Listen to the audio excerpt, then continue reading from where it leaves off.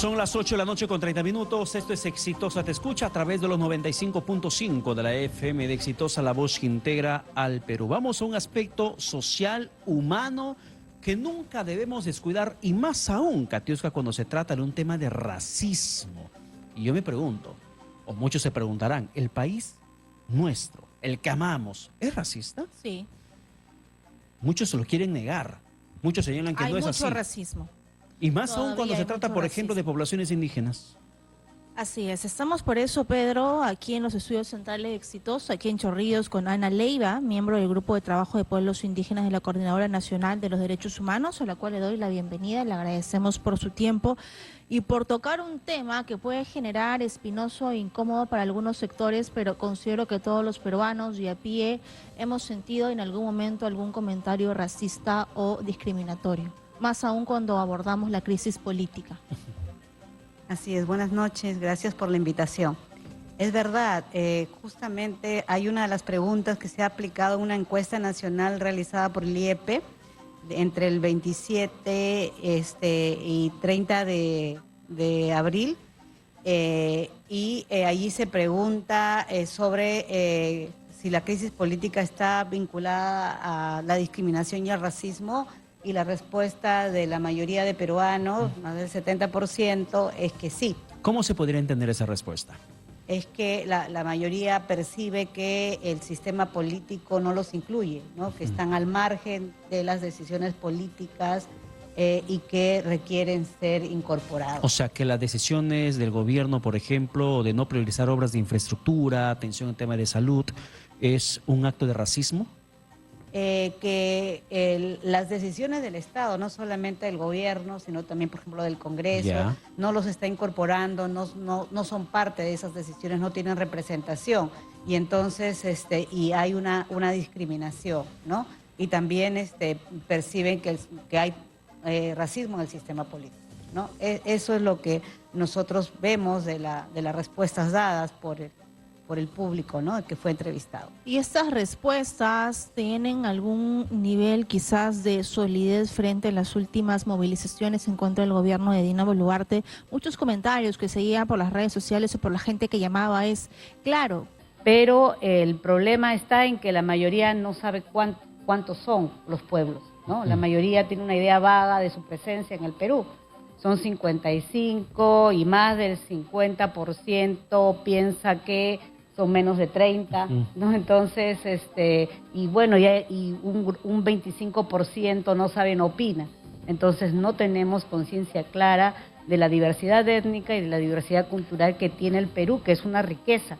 Entonces ahí, o sea, no nos conocemos entre hermanos, quiere decir, ¿no? Entonces, ¿cómo si no nos conocemos entre hermanos vamos a construir un país juntos, ¿no? Y hay una respuesta o un porcentaje que se obtuvo dentro de esta encuesta que menciona, por ejemplo, que el 23% de los encuestados considera que los pensamientos y prácticas de los pueblos indígenas o originarios son atrasadas. O sea, como que están en la época cavernaria, retrasados, que no ven el progreso, no se han modernizado. Y esa respuesta la dio en su mayoría, según el estudio, personas que están entre los 18 y 24 años y que pertenecen a los sectores socioeconómicos A y B, o sea, la clase más pudiente. Sí. Además de tener una idea vaga, un 23%, casi un 25%. Casi la cuarta parte. Casi la cuarta parte, pero además se suma a los que no saben, no opinan, que no quisieron pronunciarse sobre qué valoración tienen a los pueblos indígenas. Entonces es más, porque hay algunos que ocultan su opinión, ¿no? Porque no la quieren decir, se avergüenzan de ella. Pero que una clase socioeconómica muy pudiente como A y B tenga esas expresiones sobre un pueblo indígena o sobre pueblos indígenas, ¿qué refleja para usted? Refleja esa valoración, es muy peligrosa porque excluye, porque puede dar lugar a violencia, porque puede dar lugar a desprecio y eso, ¿no? O sea, eso se manifiesta en este tipo de actitudes. Entonces tenemos en conflicto, entonces tenemos una cosa que es preocupante, ¿no? Porque si del otro percibimos que no, que más bien es una carga, que alguien valioso, que tiene una cultura diferente, no lo valoramos como diferente, sino como algo que es un lastre, ¿no? Entonces, esa consideración del otro puede llevar a conductas de negación, de exclusión, de racismo, propiamente y de dicho. racismo, de desprecio, ¿no es cierto? Y eso es bien preocupante porque ¿qué sociedad terminamos teniendo, no? Y somos una sociedad diversa que deberíamos procesar esa condición para aprovecharla, pero no la vemos como un problema y más como que una posibilidad. Entonces, ahí tenemos una gran tarea de construcción de identidad nacional, porque este es un tema de identidad que no está resuelto y que se necesita resolver para afrontar el futuro, porque si no, no hay futuro. Ahora, ¿usted cree que en los últimos años se ha incrementado el racismo y la separación? He escuchado también comentarios despectivos del otro lado, esos limeños vivos, mentirosos, por ejemplo, o los pituquitos, o los que viven en San Isidro, Miraflores, y viceversa, ¿no? Descalificar a la gente por su color de piel, que no entiendo cómo puede haber algún tipo de pensamiento discriminatorio. Hay leyes que prohíben el racismo, pero ¿cuánto hemos avanzado y por qué continuamos con ese pensamiento que nos separa más como hermanos y que algunos políticos a lo largo de la historia han utilizado para generar campañas incluso, de separarnos? ¿Por qué tengo que ser distinta de alguien que vive en Puno o en Cajamarca o en el norte o en el sur? Sí, bueno, es un problema histórico, ¿no? Que no hemos resuelto, ¿no? Los pueblos indígenas siempre han sido minusvalorados históricamente y eso no ha cambiado, ¿no? Y eso se ha mantenido y la educación y la historia le ha dado su lugar. Entonces, es necesario que las políticas del Estado en adelante, es un tema que nos desafía como sociedad, pero también desafía al Estado en sus políticas públicas para ver cómo es que construye un país diferente. Entonces, y por eso es que ellos en la escuela, nosotros cuánto nos han enseñado sobre ellos, ¿no? Cómo los hemos integrado. Y vemos que muy poco, la historia solamente nos habla de hasta los incas, ¿no? Pero luego, ¿qué pasó con ellos? Por ejemplo, su aporte a la construcción de la República fue fundamental, ¿no? Ellos daban el tributo indígena, que los únicos que tributaron en los primeros 50 años de la República fueron los indígenas, ¿no? Y sobre eso se construyeron servicios públicos, ¿no? Entonces tenían trabajo gratuito para hacer obras públicas. Entonces muchas de las obras públicas se hicieron con trabajo indígena gratuito. Entonces, durante la República, pero nada de eso se cuenta. Entonces sabemos poco y valoramos poco de lo que existen, ¿no? Entonces tenemos una idea más folclórica de ellos y eso se debería corregir porque son pueblos que tienen una cultura, por ejemplo, la cultura andina, que tiene el valor, como valor central el trabajo, ¿no? Ellos son gente muy trabajadora, ¿no? Y, por ejemplo, y las culturas amazónicas tienen una relación muy fuerte con la naturaleza, que es tan importante ahora. Entonces, creo que tendríamos que valorar, ¿no? Porque ellos, el cuidado, esa relación de hermandad, ¿no? Con la naturaleza, sintiéndose parte de ella, es una cosa muy valiosa en el pueblo amazónico. Entonces, hay valores y cosas que tienen esos pueblos que deberíamos sentirnos afortunados de tenerlas, pero no lo valoramos como tal. Entonces, Ana, sin embargo, con estas estadísticas y todo lo que estamos comentando en estos momentos, queda bastante claro que hay un tema bastante marcado y fuerte de discriminación en el país, con poblaciones altoandinas, con gente de provincia, con la población indígena, pueblos originarios. Existe la discriminación y no lo vamos a negar. Pero esta estadística, ¿para qué nos puede servir? ¿La han sociabilizado, por ejemplo, mínimamente con el Ministerio de Cultura, con PCM, con alguien para que digan, sobre la base de estas cifras, tenemos que apuntalar, redirigir las políticas inclusivas en el país? Así es, sí, porque necesitamos, sí, ahorita recién las hemos lanzado esta semana. La idea es que las próximas podamos abrir debates en universidades.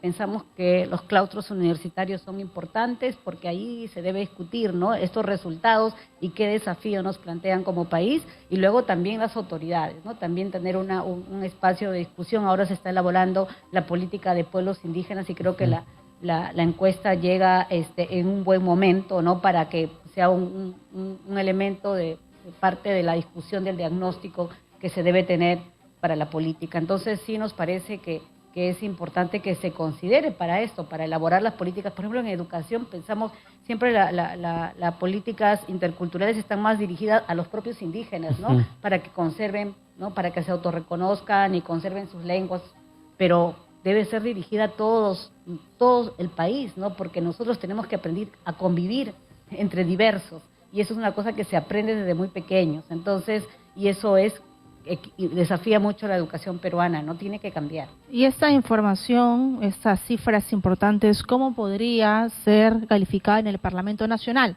Como yo le mencionaba, existe una ley contra la discriminación, pero debería abordarse desde un tema multisectorial.